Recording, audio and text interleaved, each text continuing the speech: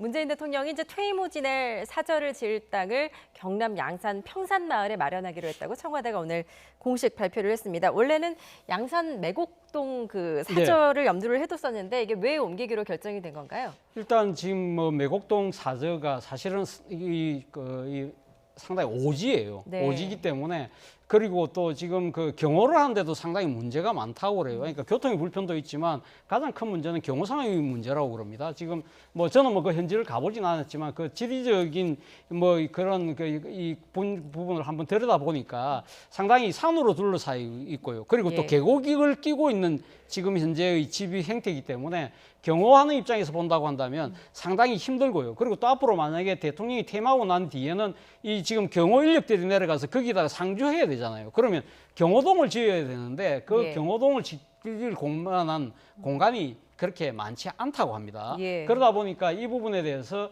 차라리 그러면 이 지금 다른 데다가 사저를 옮기는 게 좋겠다는 이야기를 계속적으로 아마 경호처에서 건의를 했던 모양이에요. 그런데 문재인 대통령은 그래도 지금 이 현재 있는 이 매곡동 사저에 내가 돌아간다고 약속을 한 만큼 이 부분을 계속 할 수 있도록 계속 한번 찾아보라고 했는데 그 방안을 도저히 찾지 못하겠다는 것이 아마 경호처의 이 설명이었고요. 여기에 대해서 문재인 대통령이 그렇다고 한다면 인근에 적당한 곳을 한번 찾아봐라. 그래서 이번에 지금 평산마을로 결정을 한 것으로 그렇게 지금 청와대는 밝혔습니다. 예, 문 대통령은 이제 새 부지를 마련을 하더라도 매곡동 자택보다 크지 않게 하라 이렇게 지시를 했다고 하던데요. 어떤 배경에서 이런 말이 나왔을까요? 그러니까 이제 대통령께서 지난번 아마 기자회견 때 이제 어떤 좀 잊혀지는 대통령이 되고 싶다 이런 이야기를 하셨잖아요. 예. 그러니까 원래 문재인 대통령 스타일로 볼 때는 어떤 면에서 좀 조용히 책도 좀 읽고 생각도 좀 하고 이런 면에서 보자면 이제 어떤 면에서 좀 넓지 않는 그러니까 지금 예를 들어서 뭐 예전부터 노무현 전 대통령이 이제 봉화마을에 할 때 그때 야당에서 무슨 뭐 아방궁이라니 뭐니 얼마나 공격을 많이 했습니다. 근데 실제로 가보니까 이게 아니잖아요. 이제 그런 어떤 그 여러 가지 시비라든지 그런 것들이 충분히 일어날 수가 있기 때문에 대통령 입장에는 현재 살고 있는 이제 사저보다 어떤 작게 만들어라 이렇게 어떤 면에서 보면 그런 이제 지시를 하신 건데 지금 뭐 그 전체 평수는 한 1,000평 정도 되긴 합니다만은 실제로 아마 건평 자체는 지금 현재 있는 저 사저와 어떤 큰 규모의 차이는 없을 것 같습니다. 예. 근데 이제 문제는 대통령의 사저라는 게 그냥 어디 뭐 짓는다고 되는 게 아닙니다. 이게 왜냐하면 교통도 좋아야 되고요. 예. 또 의료 시설도 가까워야 돼요. 여러 가지 대통령의 또 경호상의 어떤 충분한 그런 것도 있어야 됩니다. 예. 그러니까 이게 뭐 단순히 지금 뭐 특히 이제 그동안 역대 대통령 같은 경우는 주로 서울 지역에 다 이제 어떤 면에서 보면 사저가 있었지 않습니까? 예. 근데 이제 노무현 대통령이 처음으로 본인의 이제 고향으로 이제 내려갔기 때문에 처음 한데 문재인 대통령 거의 이어서 이제 내려가시는 건데 그러면서 본다면 좀 종합적인 상황들 이런 것들을 좀 고려해야 되기 때문에 아마 이제 이번에 새롭게 이제 좀 부지를 해서 아마 짓는 계획을 세우지 않는가 생각이 듭니다. 예, 청와대는 이제 사저 부지 또 주택의 매입 가격이 한 10억 6,400여만 원이 되는데 문 대통령이 사비로 매입을 했다. 이 부분을 또 굉장히 강조를 했습니다.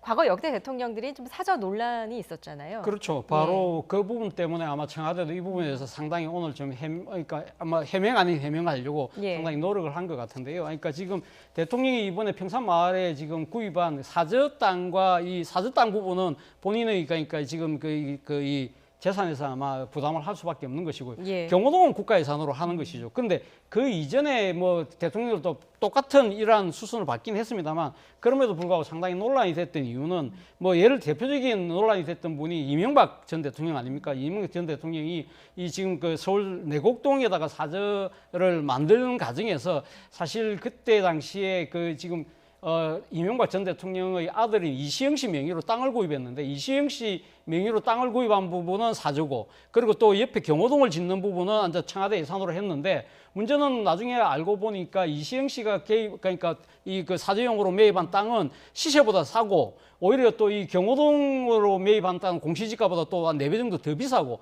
그래서 그때 많은 논란들이 일어났던 부분이 결국은 이시영 씨가 싸게 산 부분을 청와대 예산으로 뭔가 보존해 준 것이 아니냐 그러한 의혹들이 일었었거든요. 이러한 부분들 때문에 아마 이 문재인 정부 입장에서도 상당히 이 사저라는 부분에 대해서 아주 예민하게 받아들였던 것 같아요. 근데 뭐 지금 이 그 청와대 설명으로 본다고 한다면 저 내곡동 사저 논란과 같은 그러한 뭐 이 의혹 같은 경우는 뭐 저는 제가 봤을 때는 뭐 그러한 의혹은 일단은 없는 것 같아요. 예, 알겠습니다. 문 대통령 앞서 말씀하셨듯이 신년 기자회견에서 이렇게 말했습니다. 저는 대통령 이후를 생각하지 않고 그냥 대통령으로 끝나고 싶다. 잊혀진 사람으로 돌아가고 싶다. 이렇게 말을 하기도 했는데요.